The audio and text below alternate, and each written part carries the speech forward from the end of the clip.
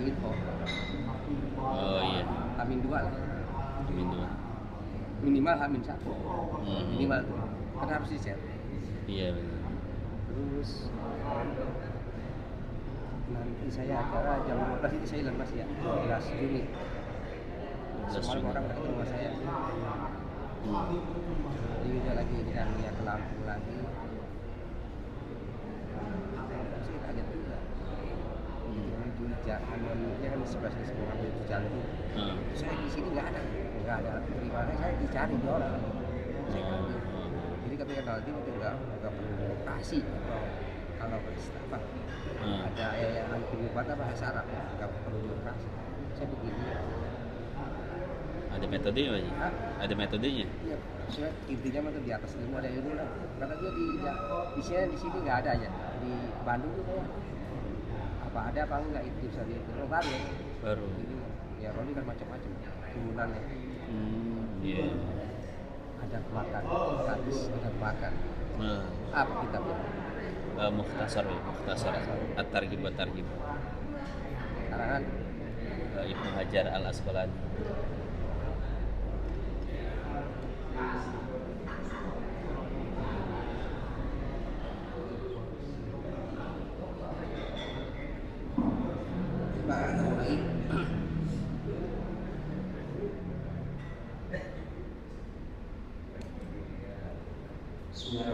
Assalamualaikum warahmatullahi wabarakatuh. Waalaikumsalam. Alhamdulillah. Nahmaduhu wa nasta'inuhu wa nastaghfiruh wa na'udzu billahi min shururi anfusina wa min sayyiati a'malina. May yahdihillahu fala mudilla lahu wa man yudlil fala hadiya lahu. Asyhadu an la ilaha illallah wa asyhadu anna sayyidana Muhammadan abduhu wa rasuluh.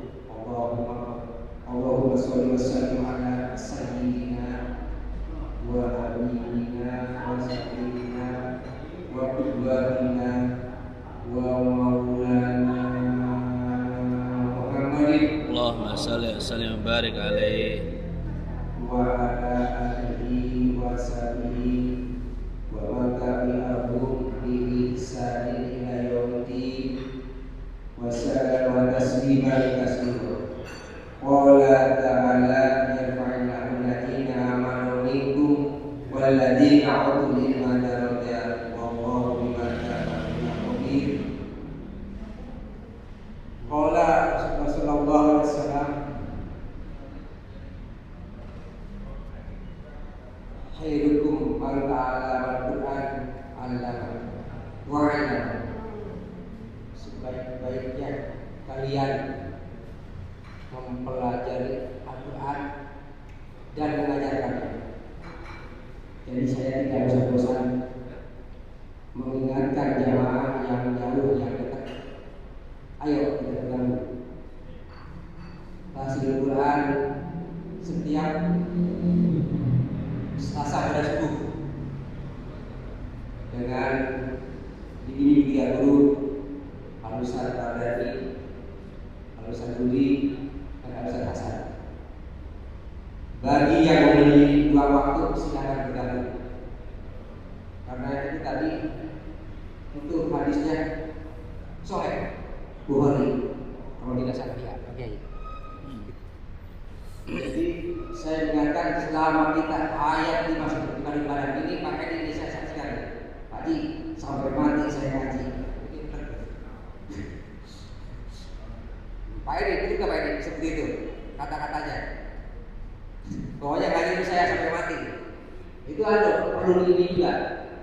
Saya Mas Edi saling ketik bayar sini ya udah karena kita berjuang sesuai koridornya. Untuk selanjutnya ada maklumat kajian kita besok Sabtu malam Ahad pada maghrib. Kajian Al-Maqbulah Bapak Abu Yasin Haji Al-Akbar Haji yang dilanjutkan oleh Bapak beliau Dr. Keinginan Abdul Rahman besok tidak ada lagi, berarti tanggal Jumat besok tidak ada Sabtu lagi. Kalau sekarang kalau tidak salah sudah tanggal 15 Mei ya sekarang. 15. 15 besok 16. Berarti ini udah terakhir bulan Dzulqa'dah. Mulai kalau tidak salah tanggal 18. Kalau tidak salah 15. udah mulai masuk Dzulhijjah. Itu silakan puasa 10 hari. Masya Allah, saling mengerti Pak. Saya juga sama. Kadang-kadang ini hari apa ya? Waya apa ini? Jadi intinya besok kajian rutin bulanan Al-Baqarah yang dilanjutkan oleh putra beliau, Bapak Dr. Kiai Iman Abdul Rahman. Kalau tidak salah kitab yang dibahas Baitul Mu'minin, ringkasan dari Ihya Ulumuddin Imam Ghazali. Barangkali itu yang sekarang hadis Pak Kiai masalah ada makan. Kurang lebihnya mohon maaf. Assalamualaikum warahmatullahi wabarakatuh.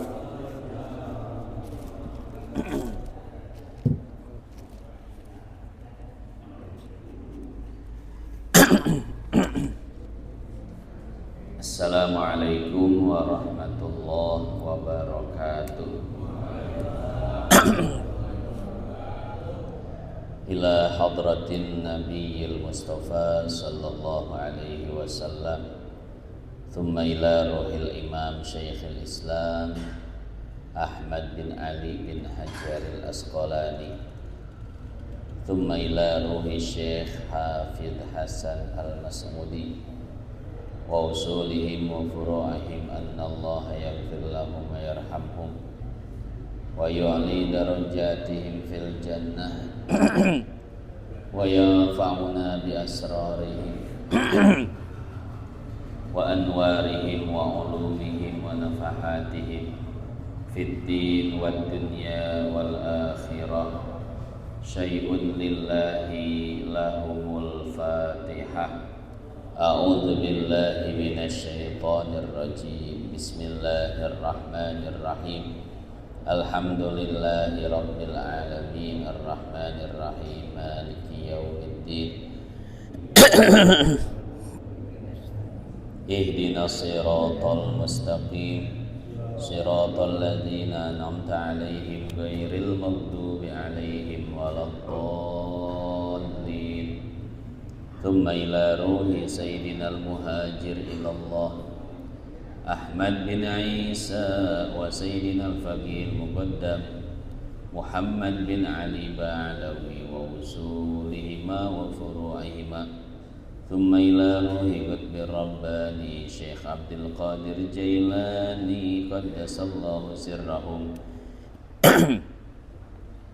ثم إلى روح قطب الأنفاس الحبيب عمر بن عبد الرحمن العطاس صاحب الراتب والشيخ علي بن عبد الله باراس وأصولهما وفروعهما. ثم إلى روح قطب الإرشاد وغوث العباد والبلاد الحبيب عبد الله بن علي الحداد والحبيب علي بن حسن العطاس صاحب المشهد. ثم إلى روح سيدنا الإمام الحبيب أحمد بن حسن العطاس صاحب القرطاس وأصولهم وفروعهم. ثم إلى أرواح أصحاب الرباط الحبيب عبد الرحمن المشهور والحبيب عبد الله بن ورى الشاطري وأولاده الحبيب محمد مهدي والحبيب أبي بكر. ثم إلى روح الحبيب حسن والحبيب سالم وأصولهم وفروعهم. ثم إلى روح الحبيب عبد الله بن محمد بن علي بن شهاب أن الله يغفر لهم ويرحمهم ويعلي درجاتهم في الجنة وينفعنا بأسرارهم وأنوارهم وعلومهم ونفحاتهم في الدين والدنيا والآخرة. شيء لله لهم الفاتحة. أعوذ بالله من الشيطان الرجيم. بسم الله الرحمن الرحيم. Alhamdulillahi Rabbil Alamin Ar-Rahmanir Rahim Maliki Yawmiddin.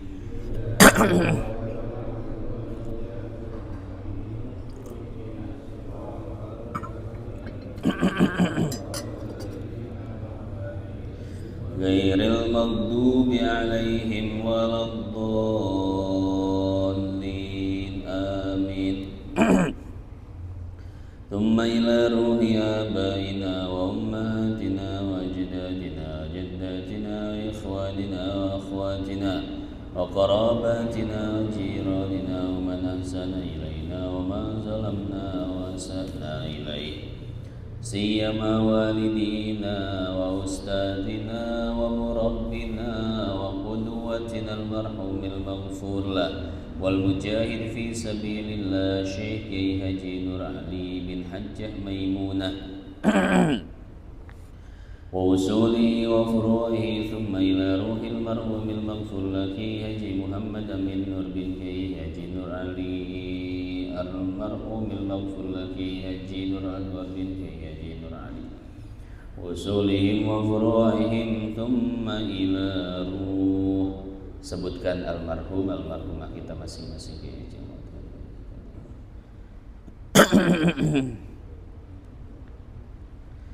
Anna Allah yaghfir lahum wa yarhamhum wa yuli darajatihim fil jannah wa yanfa'una bi asrarihim wa anwarihim wa ulumihim wa nafahatihim fid din wad dunya wal akhirah. Syai'un lillahi lahumul Fatihah. A'udzu billahi minasy syaithanir rajim. Bismillahirrahmanirrahim. Alhamdulillahi rabbil alamin. Ar-Rahmanir Rahim. Maliki yaumiddin.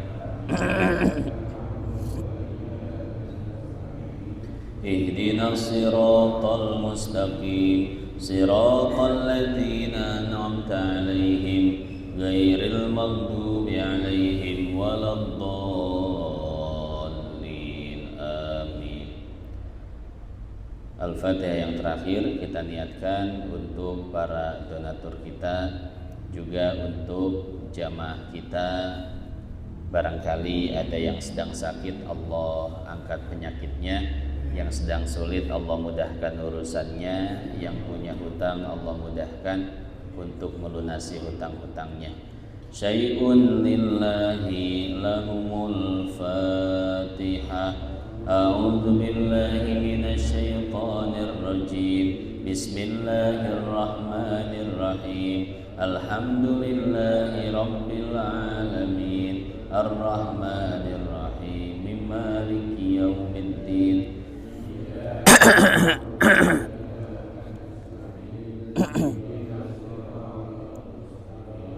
Siratal ladzina an'amta 'alaihim ghairil maghdubi 'alaihim waladdallin. Amin. Rabbi ighfir lana wa liwalidayna. Amin. Bismillah walhamdulillah. Wassalatu wassalamu ala Rasulillah Sayyidina Muhammad ibni Abdillah wa ala alihi wa sahbihi wa mawala. Qala ta'ala yarfa'illahu alladhina amanu minkum walladhina utul ilma darajat. Wa qala an-nabi sallallahu alaihi wasallam man salaka tariqan yaltamisu fihi ilman sahhalallahu lahu bihi tariqan ilal jannah.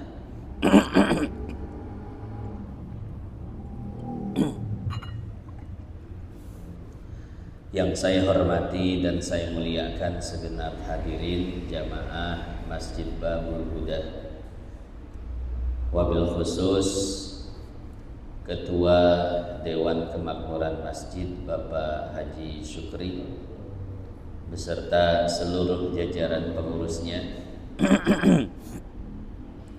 para orang tua, para tokoh, para sesepuh, wabil khusus orang tua kita Bapak Haji Suntara. Yang mohon maaf para jamaah sekalian yang tidak bisa disebutkan satu persatu namanya, namun tidak mengurangi rasa hormat dan takzim saya kepada beliau-beliau semua.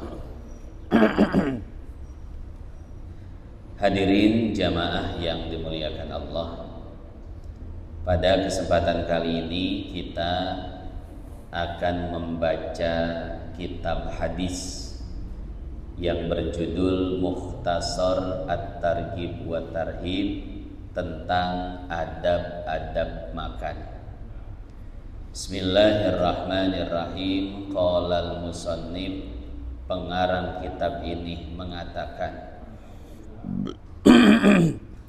At-tarhib minal akli wasyurbi bishimal, peringatan bagi orang yang makan dan minum dengan tangan kiri. Wa ma jaa fin nahyi 'anin nafkhi fil ina, dan larangan meniup air yang berada di bejana.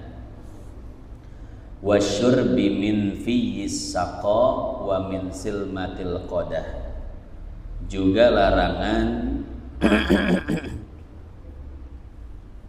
larangan yang lainnya. Hadirin jamaah yang dimuliakan Allah. Jadi pada kesempatan kali ini kita akan membahas tentang adab-adab dan etika-etika saat menyantap makanan, juga saat minum. Ada beberapa hadis yang dijelaskan oleh Syekh Ibnu Hajar. Salah satunya Ani bin Umar radhiyallahu anhuma anna Rasulullah sallallahu alaihi wasallam qala, dari sahabat Nabi yang bernama Abdullah bin Umar, semoga Allah meridhoinya, bahwasanya Rasul sallallahu alaihi wasallam bersabda, la yakulanna ahadukum bishimali, janganlah sekali-kali salah satu kalian makan dengan tangan kiri. Wala yashrabanna biha, dan jangan pula sekali-kali minum dengan tangan kiri. Fa inna syaitana ya'kulu bishimalihi wa yashrabu biha. Kenapa demikian? Karena sesungguhnya setan makan dan minum dengan menggunakan tangan kiri. Qala wa kana Nafi'un yazidu fiha, Imam Nafi menambahkan, wala ya'khudh biha wala yu'ti biha, tidak boleh pula mengambil makanan dengan tangan kiri dan tidak boleh memberikannya dengan tangan kiri. Rawahu Muslim wal lafzulah wa Malikun wa Abu Dawud wa huwa inda Tirmidzi biduni ziyadah. Hadis ini diriwayatkan oleh banyak ulama hadis. Di antaranya Imam Muslim, Imam Malik, Imam Abu Dawud, dan Imam Tirmizi. Titik. Hadirin jamaah yang dimuliakan Allah, itulah hadis yang akan kita jelaskan pada kesempatan kali ini.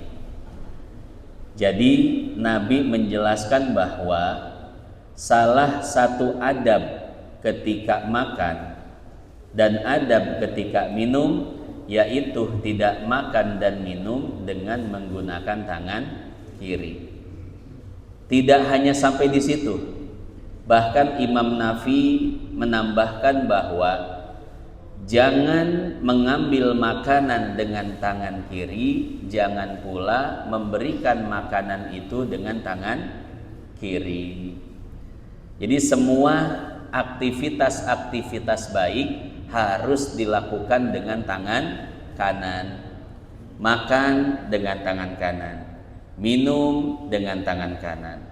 Begitu pula mengambil makanan dengan tangan kanan, memberikan makanan itu kepada orang lain pun dengan tangan kanan. Saya pernah satu ketika makan-makan, Pak, dengan keluarga. Orang yang di sebelah kanan saya minta kepada orang yang di sebelah kiri saya untuk mengambilkan timun. Kemudian orang yang di sebelah kiri saya mengambil timun itu dengan tangan kiri. Diberikan kepada orang yang di sebelah kanan saya dengan tangan kiri. Diterima, Pak. Cuman itu timun sampai habis dia makan, nggak dimakan-makan itu timun. Akhirnya kita nanya dong, tadi minta ambilin timun, kenapa nggak dimakan itu timun? Ketawa-tawa aja. Habisnya dia ngambil timun pakai tangan kiri. Lah, ketika timun diambil pakai tangan kiri, kita tahu, Pak, sejarahnya tangan kiri itu kemana aja sebelum makan. Betul ya? Itu tangan kiri sebelum makan main kemana aja itu. Itulah yang terbayang di benak orang ini, Pak. Jadi timunnya nggak dimakan. Makanya ketika kita mengambilkan makanan untuk orang, maka jangan mengambil makanan tersebut dengan tangan kiri.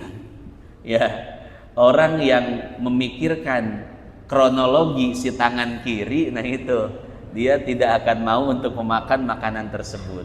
Ya, makanya Imam Nafi menambahkan bukan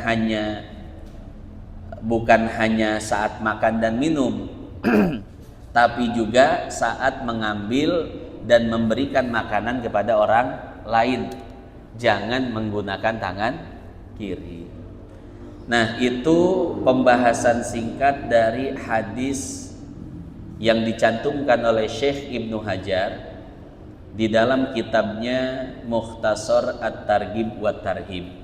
Namun untuk melengkapi pembahasan adab-adab makan ini, saya akan langsung loncat membaca kitab Taisirul Khalaq fi Ilmil Akhlaq yang dikarang oleh Syekh Al-Mas'udi. Qala al-musannif, Syekh Al-Mas'udi mengatakan adabul akli, adab-adab ketika menyantap makanan. Beliau membagi adab makan menjadi 3 bagian. Adab sebelum makan, adab saat makan, dan adab setelah makan. Yang pertama, adab sebelum makan. Ammal adabul lati qablah. Adapun adab sebelum makan adalah fahiya ghuslul yadaini. Yang pertama yaitu mencuci tangan. Kalau ini kayaknya nggak usah dijelasin ya. Kita semua kayaknya orang-orang yang selalu cuci tangan. Wa wad'ut ta'ami ala sufratin bil ardi. Adab yang berikutnya adalah menyimpan makanan atau meletakkan piring saat makan dengan posisi di bawah. Jadi ketika kita makan menggunakan piring, maka adabnya itu piring diletakkan di bawah, Pak. Bukan diangkat oleh tangan kiri. Sebetulnya kita angkat tangan kiri kita sambil makan, kita angkat piring dengan tangan kiri kita, itu tidak jadi masalah, Pak. Enggak dosa, tidak haram. Tapi adabnya adalah meletakkan piring tersebut di bawah. Kemudian kita menyambut makanannya dengan tangan kanan. Jadi tangan yang menghampiri makanan. Diambil makanan dari bawah, kemudian kita bawa ke atas, kita makan. Itu adabnya seperti itu. Kalau tempatnya itu kecil ya, piring. Ya kalau nampan sih gak usah dibahas. Kayaknya nampan nggak mungkin diangkat ke atas soalnya Pak ya. Ya, jadi tempat yang mungkin kita angkat ke atas saat makan, maka adabnya itu diletakkan di bawah. Makanya kita kalau lihat kiai-kiai, ustadz-ustadz ketika makan di piring, pasti piringnya ditaruh di bawah, tidak diangkat oleh tangan kirinya. Itu termasuk daripada adab makan. Kemudian yang berikutnya, wal julus, sebelum melakukan aktivitas makan dan minum, maka seseorang harus mengambil posisi duduk. Jadi makan dan minum dilakukan dengan posisi duduk. Sebetulnya tidak jadi masalah secara hukum makan, minum dalam keadaan berdiri. Artinya tidak dosa. Tapi adabnya, etikanya adalah dilakukan dengan posisi duduk. Wa niyatut taqawwi 'alal ibadah. Adab berikutnya adalah sebelum menyantap makanan dan minuman, maka seseorang berniat bahwa makanan dan minuman itu diniatkan untuk kuat beribadah. Misalkan Bapak sebelum pergi ke masjid makan dan minum dulu. Niatnya apa? Niatnya agar ibadah di masjid khusyuk. Karena kalau ibadah kalau sholat atau ibadah belum makan, biasanya nggak khusyuk Pak, keinget makanan terus ya, atau biasanya lemes, tidak ada tenaga. Nah, jadi makan dan minum diniatkan untuk beribadah agar sholatnya khusyuk, ngajinya khusyuk. Nah itu termasuk daripada adab-adab sebelum makan dan minum. Jadi aktivitas makan, aktivitas minum diniatkan sebagai wasilah untuk menjalankan ibadah dengan tenang. Karena kaidahnya lil wasail hukmul maqasid. Jangan kaidah dulu. Karena setiap perkara-perkara baik yang diniatkan ibadah, setiap perkara-perkara yang mubah, yang boleh ketika diniatkan ibadah, maka perkara mubah itu akan dianggap sebagai ibadah. Contohnya tadi makan. Kira-kira makan ibadah atau bukan? Bukan. Makan itu aktivitas biasa. Tapi jika aktivitas biasa tersebut diniatkan untuk ibadah, maka akan tercatat sebagai ibadah. Jadi makannya itu berpahala, minumnya juga berpahala. Kenapa demikian? Karena kaidahnya kata Syekh Izzuddin bin Abdissalam di dalam kitab Qawaidul Ahkam fi Masalihil Anam. Kata beliau, lil wasail hukmul maqasid. Hukum perantara sama dengan hukum tujuan. Kalau tujuannya ibadah, maka perantaranya dianggap ibadah. Kalau tujuannya ngaji, sholat, maka makan minumnya dianggap ibadah dan berpahala. Ya, jadi semua perkara mubah yang diniatkan ibadah, maka perkara mubah tersebut akan berpahala. Selain makan, contohnya apa lagi? Olahraga. Bapak olahraga, tapi niatnya agar menjalankan ibadah dengan tenang. Kan kalau badan sehat, ibadah tenang Pak ya.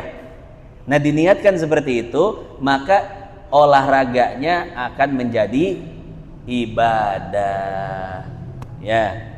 Jadi semua perkara mubah, aktivitas-aktivitas keseharian kita, kalau kita niatkan untuk ibadah, maka dia akan tercatat sebagai ibadah pula. Nah jadi seperti itu. Selain makan dan ibadah, apalagi Pak yang bisa mendukung ibadah kita biar ibadah jadi tenang? Nyari nafkah, nyari duit, kerja, niatnya apa?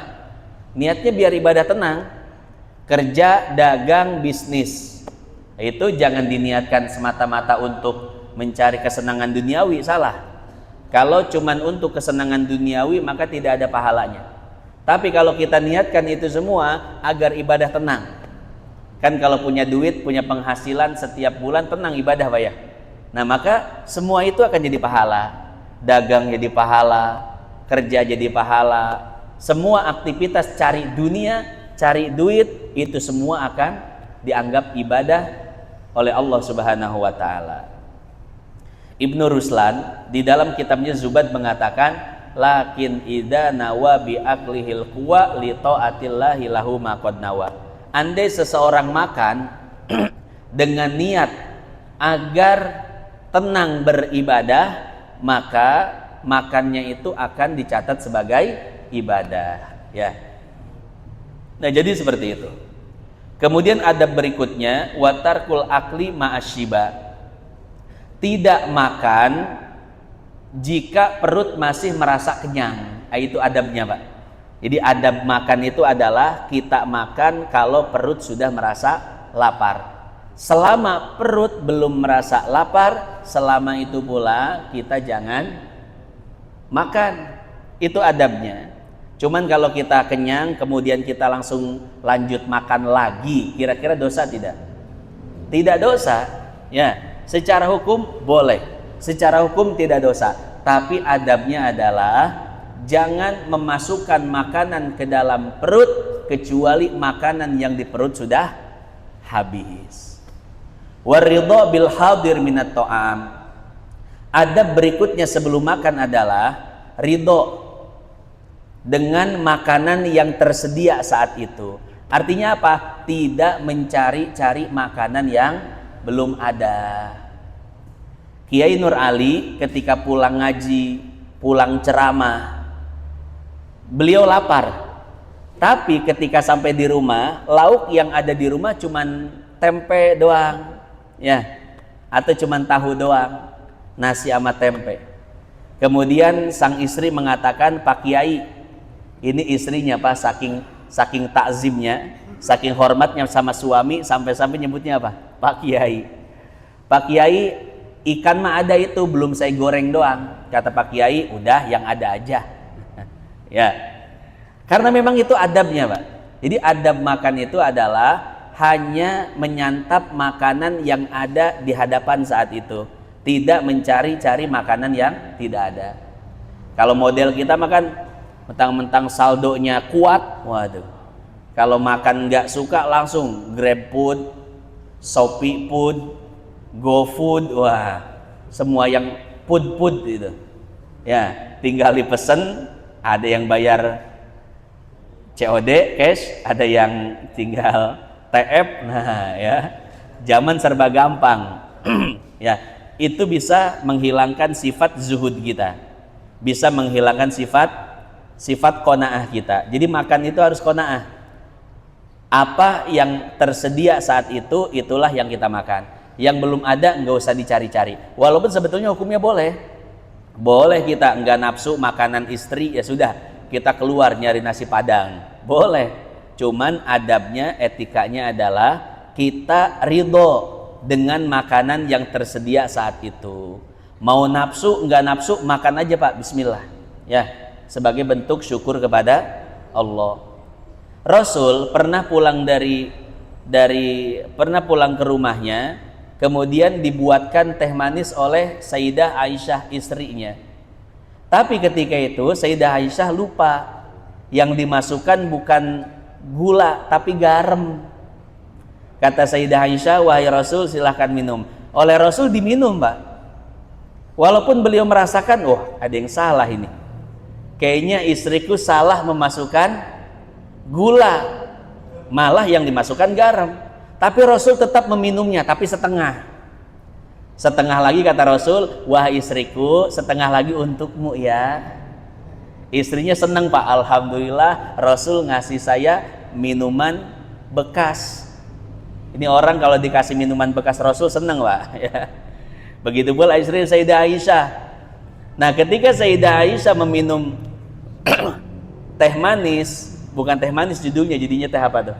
Teh asin bekas Rasul, maka Sayyidah Aisyah langsung meminta maaf kepada Rasul. Rasul, saya minta maaf, salah memasukkan gula, yang dimasukkan bukan gula malah garam. Rasul apakah marah? Enggak. Beliau itu hanya tersenyum-senyum saja. Nah, begitu pula adab kita terhadap istri, Pak. Jadi kalau istri kita masak buat kita keasinan, udah Pak bilang enak aja, Pak. Enak udah. Gak usah komentar, udah bilang enak pokoknya mah, masakan mama mah number one, juara 1 pokoknya ya. Walaupun kadang keasinan, kadang kurang garam, udah bilang enak aja, Pak. Itu bohong yang berpahala. Nah, kalau mau ngoreksi makanan istri nanti, jangan pas makan ya. Pas mau tidur ngomong, mah tadi sih makanan enak cuman keasinan, kurangin lagi ya besok garamnya tuh. Jadi ngoreksinya pas mau tidur, jangan pas makan. Pas makan, cueh, apaan ini? Iya, jangan begitu, Pak ya. Dah dienak-enakin aja ya. Itu semua dalam rangka mensyukuri nikmat Allah. Orang lain belum tentu Pak bisa makan ya. Kita bersyukur kepada Allah sudah ada makanan di hadapan kita, jangan nyari-nyari yang lain. Makanan yang ada di hadapan kita terima apa adanya. Kemudian adab berikutnya, watar kudami, tidak mencela makanan yang ada di hadapan kita. Mentang-mentang Bapak dapat MBG dapat MBG, Pak, atau makan MBG anak lah, pas dimakan cueh lah, apaan ini, duit rakyat cuman begini doang. Jangan dicaci, Pak ya. Kalau nggak suka tinggalin ya, nggak usah dikatain ya. Wa talabu man ya'kulu ma'ahu, salah satu adab sebelum makan adalah mencari teman untuk membersamai makan. Jadi kita cari dulu tuh ya, istri kalau belum makan ajak makan, anak kalau belum makan ajak makan. Bahkan Nabi Ibrahim itu sebelum makan beliau mencari orang di luar, ayo siapa yang mau ikut makan dengan saya. Orang pasti mau, Pak, ikut makan sama Nabi Ibrahim. Kenapa? Nabi Ibrahim orang kaya, lauknya enak-enak. Setiap ada orang yang mau ikut makan sama Nabi Ibrahim, kalau tidak disembelihkan sapi maka disembelihkan kambing tuh. Ya, jadi makan mah jangan sendirian. Sunnahnya itu mencari teman makan. Nah, itulah adab-adab sebelum makan yang disebutkan oleh Syekh Al-Mas'udi. Yang berikutnya adab ketika makan. Wa ammal lati ma'ahu, adapun adab ketika makan. Fahiyal bad'u bit tasmiyati jahron liyudzakkira ghairahu, yaitu memulai aktivitas makan dengan berdoa dan suaranya diangkat, dikeraskan, Pak ya. Tujuannya apa? Agar orang-orang di sekitar yang lupa baca doa jadi ingat. Itu adab yang pertama. Jadi Bapak baca doa dan suaranya sedikit dikeraskan ya. Cuman jangan keras-keras banget, Pak. Nanti makan di restoran, di rumah makan, wah teriak-teriak lagi, Allahumma barik lana, ayo ikutin saya semuanya. Udah kayak konser. Ya, jangan terlalu keras, jangan juga pelan-pelan. Ya, tapi cukup dinaikkan volumenya sedikit agar orang-orang sekitar setidaknya samar-samar mendengar, agar mereka yang belum membaca doa jadi ingat, sehingga mereka kemudian membaca doa. Itu yang pertama ya. Jadi baca doa dengan suara yang dikeraskan, sedikit dikeraskan, gak usah tinggi-tinggi. Kemudian yang berikutnya, wal aklu bil yumna, makan dengan tangan kanan. Ada yang nanya sama saya, Pak Ustadz, makannya pakai 3 jari apa 5 jari? Saya bilang kondisional. Kalau makan korma 3 jari seperti Rasul. Rasul kenapa makannya 3 jari? Karena yang diambil korma ya, bukan nasi padang, bukan nasi kebuli. Ini makan 3 jari nasi padang, nasi kebuli, kapan selesainya, Pak ya. Nah, maka kalau nasi padang, apalagi nasi kebuli kan itu ya, nasi kebuli itu perak ya, kalau pakai 3 jari nggak kena, Pak ya, makanya pakai 5 jari. Jadi kondisional aja. Apalagi makan Indomie, makan bubur Itu makan bubur pakai 3 jari, bagaimana ceritanya? Itu harus pakai alat makan, pakai sendok dan lain sebagainya, ya. Jadi kondisional aja. Yang bisa 3 jari, yang mengharuskan 5 jari, 5 jari. Ya tadi, tapi itu selama masih bisa pakai 3 jari, kita ikut sunnah Rasul Sallallahu Alaihi Wasallam. Wa tasgirul luqmah, adab berikutnya ketika makan adalah mensederhanakan suapan. Jadi ngambil suapan itu jangan gede-gede, jangan kecil juga, tapi sederhana, yang sedang-sedang saja. Wa ijadatu madghiha, adab berikutnya adalah mengunyah makanan sampai benar-benar lembut. Jadi ketika kita makan, sebelum kita telan makanan tersebut, kita kunyah sampai benar-benar lembut. Kenapa demikian? Agar ketika makanan masuk ke lambung kita, kerja lambung tidak berat, kerja lambung tidak sulit, karena makanannya sudah lembut. Ya, karena kalau makanan yang ditelan itu belum lembut, gigit makan, gigit telan, gigit telan. Itu makanan yang belum lembut, ketika masuk ke lambung kita nanti kerja lambung jadi sulit, Pak. Asam lambungnya harus diperbanyak, dia kerjanya itu susah, ya. Itu akan mengganggu metabolisme tubuh kita. Nah, makanya kata Nabi, lembutkan dulu kunyahanmu, kemudian telan. Itu sebagai adab engkau terhadap tubuhmu. Jadi tubuh kita, fisik kita itu bukan punya kita, tapi milik Allah, ya. Maka kita harus menghormati pemberian dari Allah Subhanahu wa taala dengan cara menjaganya. Bagaimana cara menjaga fisik kita? Cara menjaganya seperti tadi salah satunya, ya, yaitu tidak membuat lambung bekerja lebih keras. Kita lembutkan dulu kunyahan-kunyahannya, baru kemudian kita telan, ya. Nah, itu Pak. Jadi tubuh ini punya siapa? Punya Allah, bukan punya kita. Nggak sembarangan kita sama tubuh. Tubuh ini kita harus memiliki adab-adab dan etikanya. Karena tadi prinsipnya tubuh milik Allah. Nah, dari prinsip inilah muncul hukum-hukum yang lain. Seperti tubuh tidak boleh dirubah, tidak boleh dimodifikasi dan lain sebagainya. Makanya haram operasi memancungkan hidung. Hirungna demes, wah hayang kajelan alus dioperasi, Pak. Ya, itu haram karena merubah bentuk ciptaan Allah. Seperti apa lagi misalkan transgender, udah bagus ada belut listriknya. Ini pakai dipangkas, Pak. Transgender dari laki-laki menjadi perempuan, haram. Kenapa? Karena mengubah bentuk ciptaan Allah, ya. Bukan cuman mengubah bentuk, tapi juga memodifikasi, ditato dan lain sebagainya, haram, ya. Kenapa? Karena prinsipnya tubuh ini milik Allah, bukan milik kita. Kalau milik kita terserah, Pak, mau dirubah jadi apapun boleh. Tapi kan prinsipnya milik Allah, maka kita harus menjaga amanat yang diberikan oleh Allah. Cuman kecuali kalau misalkan bentuk tubuhnya itu tidak normal, maka boleh melakukan operasi untuk menormalisasi bagian tubuh. Misalkan ada orang yang camehnya parah. Cameh itu apa, Pak? Rahang bawahnya maju ke depan. Benar. Cadok. Iya. Jadi ngomong itu susah, makan juga susah. Nah, misalnya begitu, Pak. Ngomong susah, makan susah. Karena apa? Bentuk rahang yang tidak normal. Nah, jika itu mengganggu aktivitas makan, mengganggu aktivitas bicara, maka boleh dioperasi.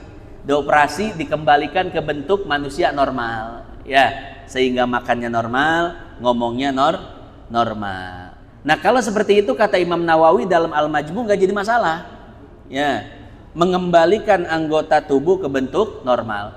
Misalkan bapak kecelakaan, nauzubillah, jangan bapak deh, orang lain, kecelakaan misalkan, sampai-sampai misalkan matanya itu robek sampai kuping, Pak. Wah.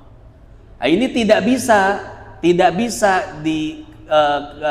kembali ke bentuk normal kecuali pakai operasi.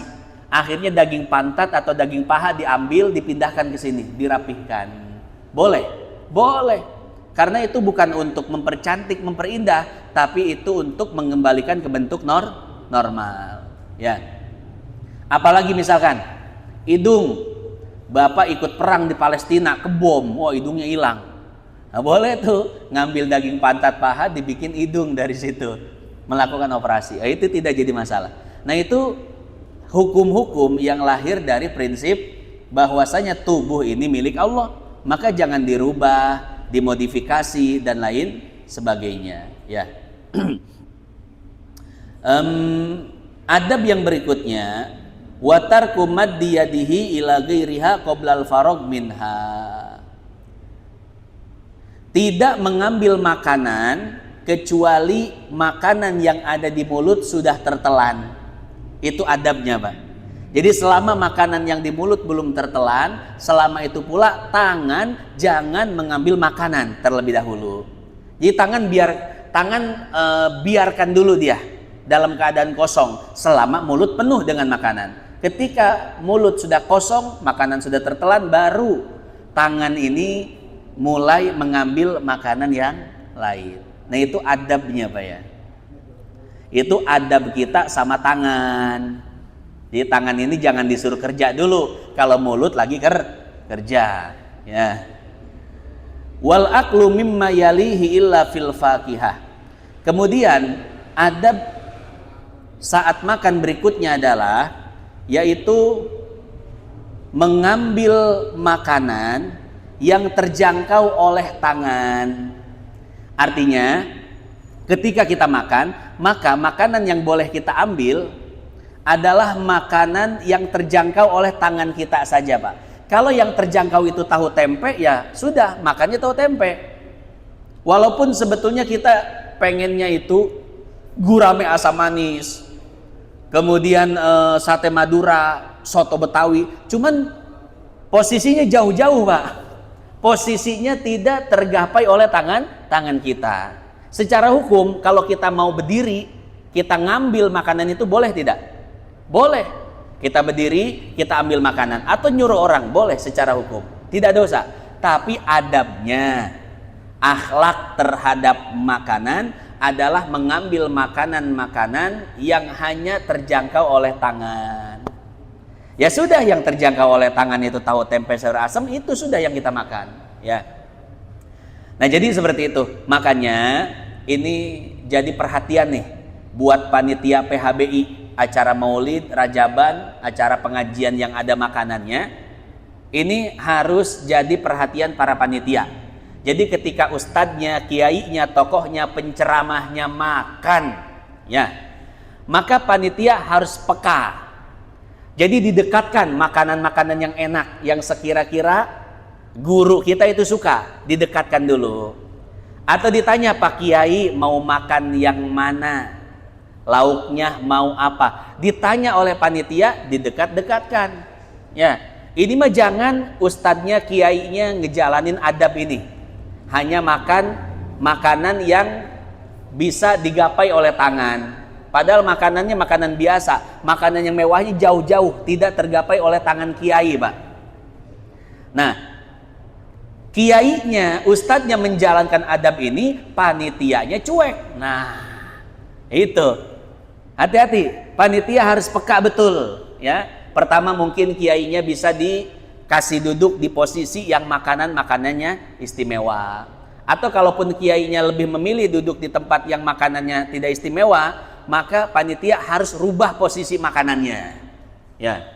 Jadi begitu kiai duduk, nasinya deketin dulu. Tuh. Ini kadang panitia cuek aja. Kiai cuman suruh duduk, Pak Kiai silakan makan duduk. Wah, tapi nasinya di mana, lauknya di mana? Di depan kiai cuma lalapan sama sambal, Pak. Wah, kiai suruh makan lalapan sama sambal doang itu. Ya, panitia harus peka. Ya, didekatkan makanan-makanan istimewanya, yang VVIP-nya, yang premiumnya. Terutama tadi nasinya, kemudian kobokan tangannya. Setelah itu diperhatikan lauk-lauknya. Kalau kiainya kayaknya udah nyaman makan, udah baru jamaah yang lain silahkan. Itu tugas panitia. Tugas jamaah juga sama. Jangan dulu mengambil nasi, makanan kecuali kiainya sudah memulai terlebih dahulu. Oh iya mah kiainya can nyendok, jamaah gak seribut dulu. Wah, dan lain sebagainya. Ya. Ini kembali saya tegaskan Pak ya. Karena ini menyangkut adab dan akhlak kita. Adab kepada guru kita, adab kepada makanan yang dianugerahkan oleh Allah kepada kita, adab kepada diri kita sendiri ya. Nah, jadi sama makanan itu Pak jangan terlalu bernafsu lah ya. Iya, terutama bagi kita yang makan itu gampang. Udah, kalau kita makannya gampang ya sudah, gak usah terlalu bernafsu pada makanan. Sama bagi kita yang gampang makan daging, jangan terlalu bernafsu dengan daging kurban. Prioritaskan daging kurban untuk fakir miskin. Kalau fakir miskin sudah kebagian semua, baru kita ngambil daging kurban. Ya. Nah, maka bagi kita yang gampang makan daging, di selain hari raya Idul Adha, kalau mau makan daging tinggal kemana? Ke Padang. Wah, jauh amat ke Padang. Ke warung Padang maksudnya. Ya, bagi kita yang gampang makan daging di selain Idul Adha ya sudah, gak usah terlalu berkeinginan untuk makan daging kurban. Mun kabagian alhamdulillah, kabagian tekuna naon. Prioritaskan fakir miskin karena tidak semua orang bisa makan daging setiap hari. Tidak semua orang bisa makan daging kapan saja. Mereka sebagian orang itu hanya menunggu daging di momen-momen Idul Adha. Ada berikutnya wa an la yanfukha fit ta'am. Tidak meniup makanan yang masih panas. Karena Pak, mulut kita itu penuh dengan bakteri. Entah itu air liurnya, entah itu udaranya. Sementara makanan yang masih panas, yang baru jadi itu makanan steril. Jangan sampai makanan steril ini terkontaminasi oleh mikroorganisme yang keluar dari mulut kita. Kan mikroorganisme ini nggak kelihatan Pak. Bakteri-bakteri yang kita tiup itu kan nggak kelihatan. Ya, ini jangan sampai makanan yang tadi ada steril kemudian terkontaminasi. Ya, kalau bahasa sainsnya itu ya, yang kita tiupkan itu namanya apa? Karbon dioksida CO2 atau karbon monoksida CO. Ya, sementara makanan yang masih panas, apalagi yang berkuah atau air panas, itu kan namanya uap itu H2O ya. Nah kalau CO dan CO2 ketemu H2O jadinya apa? H2CO3. Wah naon ya. Pokoknya begitulah. Nanti menyebabkan makanan itu zat asamnya itu meningkat Pak.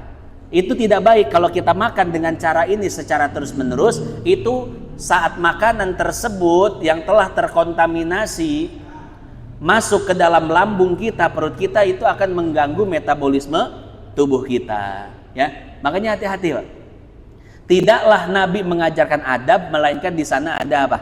Ada hikmahnya. Nah ini salah satu hikmah Nabi melarang kita untuk untuk meniup makanan panas, entah yang berkuah atau minuman panas, kopi, susu, teh, jangan ditiup. Ternyata ada hikmah medisnya, ada hikmah kesehatannya. Ya, itulah hebatnya Nabi kita Muhammad SAW. Semua yang diucapkan itu pasti ada hikmahnya. Semua yang keluar dari mulut beliau itu merupakan wahyu dari Allah Subhanahu wa Ta'ala. Maka ketika kita minum, minumannya panas, jangan ditiup Pak. Kita makan makanan yang berkuah, jangan ditiup. Lalu bagaimana cara mendinginkannya? Ya sudah, dikipasin, pakai kipas tangan, kipas angin dan lain sebagainya. Intinya bukan karbon dioksida atau karbon monoksida yang keluar yang menyentuh makanan panas itu, ya. Nah, kalau angin ini kan bukan karbon dioksida, bukan monoksida, Pak. Ya, diginin aja tuh, nggak jadi masalah. Wa an la yaqta'ahu bisikin, adab lain ketika makan adalah tidak memotong makanan dengan pisau. Ya, Kalau kita makan daging, maka sunnahnya itu kita ambil dengan tangan, kemudian kita potong dengan gigi. Ya, kata Nabi, inhasyu nahsyan fa innahu agna wa akna. Jika engkau makan daging, maka potonglah daging itu dengan gigimu. Karena itu dapat membuat engkau puas saat menyantap daging. Ya, itu sunnahnya seperti itu. Bukan motong dengan pisau, dengan garpu. Boleh secara hukum, tapi secara adab kurang bagus. Ya Pak ya. Apalagi kita orang Indonesia emang biasa pakai tangan. Kita semuanya serba tangan, Pak. Betul ya? Nah, emang makan paling nikmat itu pakai tangan, ya. Nah, salah satu adab makan adalah tidak memotong daging, memotong lauk pauk apapun itu tidak dipotong dengan pisau, tapi disunnahkan, dianjurkan dipotong dengan gigi, dengan gigitan mulut kita. Adab yang berikutnya, wa an la yamsaha yadahu bihi. Wa an la yajma'a baina tamri wan nawa fi ina'in. Tidak mengumpulkan kurma dan wijen dalam satu tempat. Jadi wijen di tempat lain, kurma di tempat lain. Mungkin kalau analogi di Nusantaranya Pak, itu tidak mengumpulkan antara gorengan dan sambelnya. Jadi sambel tempatnya gorengan tempatnya, jangan dicampur, ya. Itu adab kita terhadap makanan. Jadi makanan pun, benda mati pun harus kita perlakukan dengan etika adab yang bagus. Artinya sambel tempatnya sambel yang agak kecilan deh. Gorengan tempatnya gorengan, jangan dicampur, ya. Saus kerupuk. Kemudian ya lalaban sih campurin aja karena memang itu pasti kena ya. Atau kalau mau pisah aja. Intinya apa? Intinya antara satu lauk dengan lauk yang lainnya jangan disatukan dalam satu tempat, kecuali memang lauk yang sama-sama gorengan, ayam dan tempe, ayam dan tahu sama-sama gorengan begitu ya. Tapi kalau beda misalkan yang satu gorengan, yang satu rebusan, yang satu modelnya saus, yang satu ya makanan yang lainnya itu jangan disatukan. Wa an la yashrabal ma illa indal ihtiyaj ilaihi. Tidak minum kecuali ketika butuh. Jadi saat kita mulai tersendat, butuh minum, maka minum. Kalau tidak tersendat, maka jangan minum. Kapan kita minum? Dianjurkan minum itu nanti setelah makan. Kira-kira setengah jam atau 1 jam. Setelah setengah jam, 1 jam baru kita minum yang banyak, ya. Itu akan membuat tubuh kita menjadi sehat, pencernaan kita tidak terganggu. Nah, jadi minum ketika makan itu sedikit aja, Pak. Kita makan, sediain minum, jangan segelas gede, tapi gelas kecil. Untuk apa? Untuk mendorong makanan saja. Ya. Itu minum ketika makan, ketika dibutuhkan saja. Nah, adapun minum yang banyak, yang sekira-kira porsinya sebesar ini, nanti setelah makan 30 menit atau 1 jam, baru Pak, minum blok. Nah, ini jangan sampai kurang minum Pak ya, nanti ginjal kena. Ya, jadi salah satu untuk memelihara ginjal adalah apa? Cukup minum air mineralnya. Ya, makanya Bapak kalau susah minum air, maka banyak nyemil yang bikin seret. Cemil yang bikin seret, sediakan air seperti ini untuk mancing apa? Mancing minum. Kemudian yang terakhir, wa ammal lati ba'dahu fahiyal qiyam qabla syibah. Adab setelah makan adalah berdiri sebelum kenyang. Itu adabnya, Pak. Jadi makan itu jangan sampai kenyang, tapi detik-detik sebelum kenyang kita harus sudah berhenti dari makan itu. Agak sulit sih, Pak ya. Cuman insya Allah bisa ya. Wa ghuslul yadaini ba'da laqihima. Sebelum mencuci tangan, sunnahnya itu adalah melumat jari-jari tangan terlebih dahulu. Apalagi kalau kita makan yang berbumbu, ya, makan nasi padang misalkan, kan bumbu. Nah, sunnahnya itu dilumat, Pak. Nah, setelah dilumat, setelah kita melumat jari-jari tangan kita sampai bersih, baru cuci tangan. Atau sunnahnya kata Nabi, kita tidak melumat jari-jari tangan kita oleh mulut kita, tapi oleh mulut istri kita. Neng, ke mulut istri kita. Ya. Sunnah sih sunnah, tapi cek pamajikan teh geuleuh aing.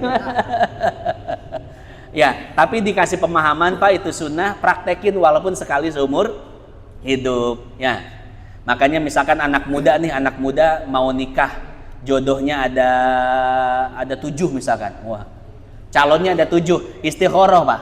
Di istikharah itu ada satu perempuan yang melumat bekas makan kita. Nah itu ciri, itu tanda, itulah jodoh kita. Ya. Nah, jadi seperti itu ya. Itu sunnah sebelum mencuci tangan kita melumat jari-jari tangan kita. Kalau tidak kita maka istri kita mundaekeun. Mun pipaseaeun mah ulah. Waltiqatul futat, kemudian mengambil makanan-makanan yang jatuh, yang bisa dimakan lagi, yang tidak bisa dimakan kumpulkan kasih binatang. Yang terakhir wahamdulillah, mengucapkan doa makan, yaitu alhamdulillah. Baik yang pendek sampai alhamdulillah saja atau yang panjang alhamdulillahilladzi at'amana wa saqana wa ja'alana minal muslimin. Hadirin jamaah yang dimuliakan Allah, itu saja yang dapat saya sampaikan pada kesempatan kali ini, yaitu adab-adab makan yang kita ambil referensinya dari kitab hadis Mukhtasar At-Targhib wa Tarhib, yang kemudian kita lengkapi dengan kitab Taisirul Khallaq fi Ilmil Akhlaq. Itu saja yang dapat saya sampaikan. Seperti biasa, pembahasan ini tidak sempurna, maka untuk menyempurnakan pembahasan saya buka sesi pertanyaan, disilahkan. Coba untuk siapa yang bertanya? Nanti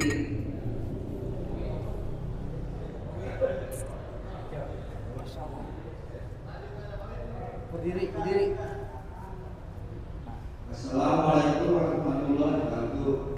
Waalaikumsalam warahmatullahi wabarakatuh. Dengan khotbah tadi, gimana kalau makan sambil ngomong? Tuh, nomor 1. Yang kedua, nomor 1 apa tadi? Tadi tanya apa hukumnya makan sambil ngomong? Makan sambil ngomong. Iya. Jadi makan sambil ngomong. Ngobrol. Ya. Yang kedua, gimana supaya tidak ujub? Niatnya misalnya mau beli sapi dari Shopee atau di Tokopedia, kan rumahnya kontrak. Beli sapi. Beli sapi. Misalnya mau beli rumahnya kontrak, tapi mau beli sapi, mau ditaruh di Jogja buat keluarga sendiri. Nah itu supaya tidak ujub, itu gimana maksudnya? Iya. Iya, makan sambil ngobrol tidak haram, tapi hanya sekedar makruh. Secara adab, secara etika itu tidak bagus. Ya. Adapun makan sambil bicara tidak jadi masalah. Bukan tapi makan sambil bicara tidak jadi masalah, tapi jangan sampai ngobrol. Bedanya apa? Ya kalau bicara ngomong biasa, ngobrol terus-terusan, ya. Itu bedanya.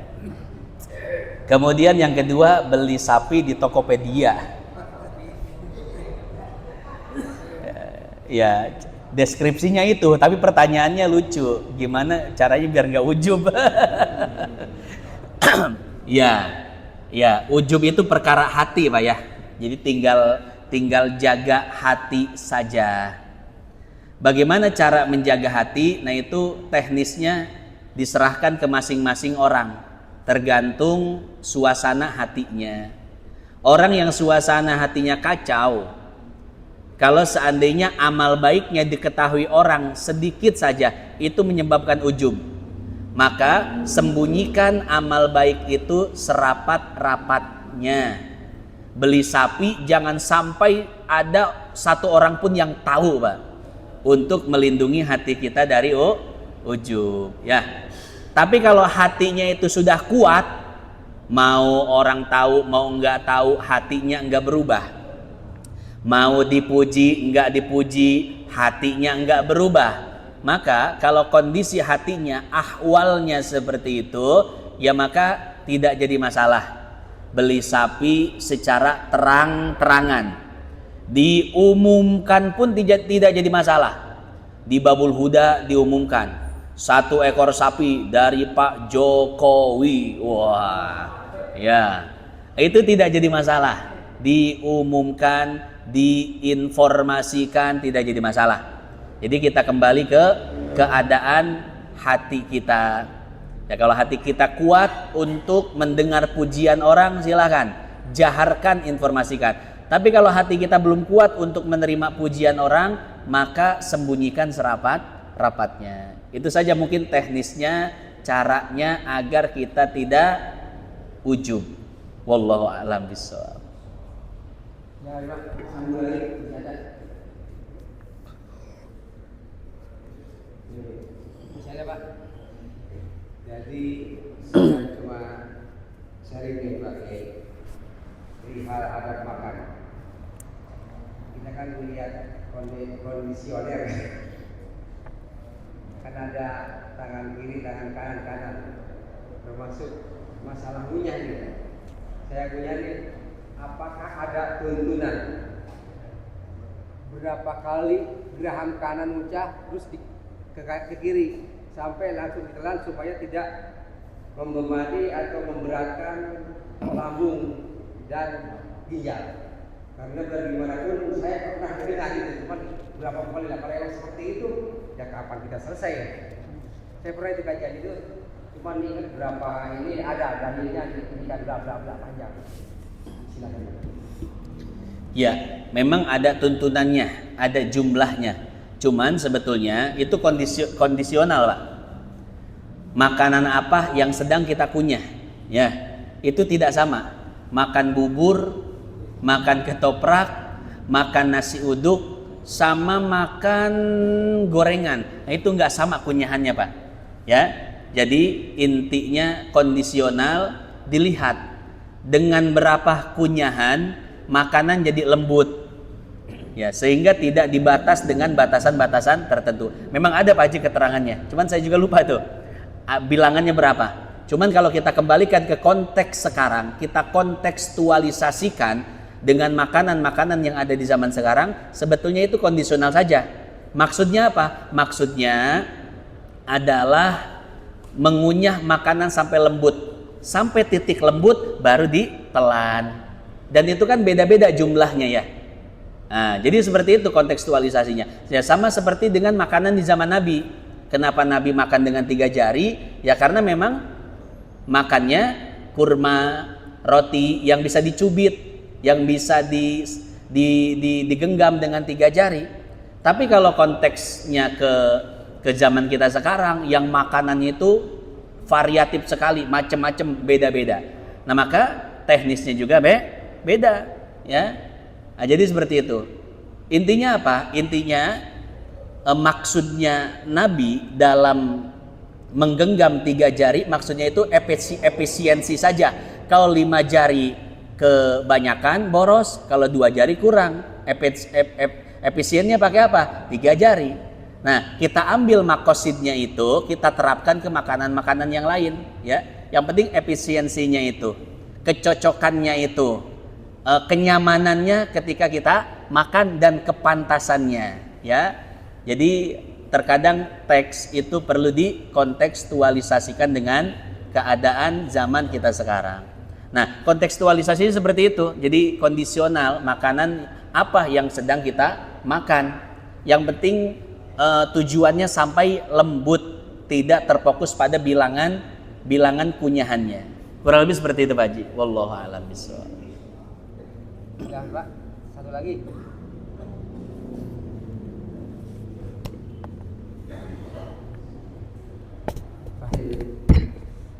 Kita kan ada yang 2, ada yang 3. Tadi kan kalau panas juga kita makan telak juga gak bagus. Apalagi sekarang makan dodol panas, uli panas, Ya, kalau menggigit repot. Apalagi yang pakai kawai giginya udah kasihan. Jadi padahal kita pengen makan karena ini apemnya lengket, digigit gimana, amburadul. Ya itu apa kita ngumpet apa gimana? Kita pengen makan apem, ul apa uli. Uli kan tuh, yang jelas kalau digigit, kalau giginya kagak memadai, kemungkinan memalukan. Makanya gimana kalau kita pura-pura apa ya minggir gitu atau ngumpet gitu. Gimana ada? Ya. Memang harus seperti itu Pak ya. Kita jaga harga diri kita di depan atau di hadapan orang lain. Jadi kalau kita dengan makan makanan itu bisa menurunkan harga diri kita, pas ngadar uli copot nyangkut di uli misalkan. Ya, maka kita ambil uli itu makan di tempat yang tidak ada orang. Ya, intinya itu jaga harga diri, jaga muruah kalau kata para ulama. Ya. Nah, maka kalau dikontekstualisasikan ke makan uli, begitu caranya, teknisnya begitu Pak. Ambil pura-pura buat anak saya, atau buat ini kita makan di tempat yang lain. Kurang lebih seperti itu ya. Memang itu dianjurkan Pak Ji, menjaga harga diri itu dianjurkan. Wallahu a'lam bishawab. Al-Fatihah. A'udzubillahi minasyaitonirrajim. Alhamdulillahirabbil alamin arrahmanir rahim maliki yaumiddin. Iyyaka na'budu wa iyyaka nasta'in. Ihdinas siratal mustaqim. Siratal ladzina an'amta 'alaihim ghairil maghdubi 'alaihim waladdallin. Amin. Allahumma lakal hamdu syukra wa lakal mannu fadla wa anta rabbuna haqqa wa nahnu 'abiduka riqa wa anta lam tazal lidzalika ahla. Allahumma ya muyassir kulli asir wa ya jabira kulli kasir wa ya sahiba kulli farid wa ya muqawwiya kulli dhaif wa ya ma'manna kulli makhif yassir alaina kulli asir fataysirul asir alayka yasir. Allahumma ya man la yahtaj ilal bayan wat tafsir hajatuna ilaika kathir wa anta alimun biha wa basir wa khabir. Sallallahu ala sayyidina Muhammad an-nabiyil ummi wa ala alihi wa sahbihi wa sallam walhamdulillahi rabbil alamin. Subhanakallahumma wa bihamdika nashhadu an la ilaha illa anta nastaghfiruka wa natubu ilaik. Assalamualaikum warahmatullahi wabarakatuh. Ya Rabbana tarafna bi annana qtarafna wa annana asrafna ala ladha ashrafna fatub alaina tauba taghsil li kulli hauba wastur lana al-awrati wa aminir rawati waghfir Rabbi wa mauludina wal ahli wal ikhwani wa sairil khillani wa kulli dhi mahabba aw jiratin aw suhba wal muslimina ajma. Amin Rabbi asma fadlan wa judan manna la biktisabim minna bil mustafa rasulina Allah بكل سولي صلى وسلم ربي عليه عد الحب وآله وصحبه عداد تأسيس صحبي والحمد لله في البدء والتناهي صلى الله